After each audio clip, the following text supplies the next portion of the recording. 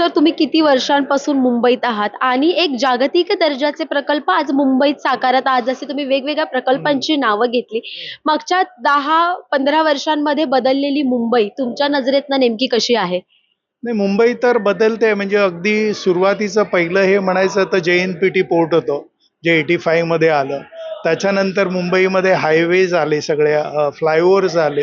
Mumbai develop होत आहे continuously. पण जी रेल्वेची डेव्हलपमेंट हवी होती ती आत्ता झाली. म्हणजे 2 रेल्वे ज्या होत्या, सेंट्रल आणि वेस्टर्न राहील, त्याला एक अल्टरनेटिव्ह मेट्रो मिळालं आणि मेट्रोचं कंप्लीट जाळं आता मुंबईमध्ये होत आहे. ते पुढच्या 8-10 वर्षामध्ये होईल.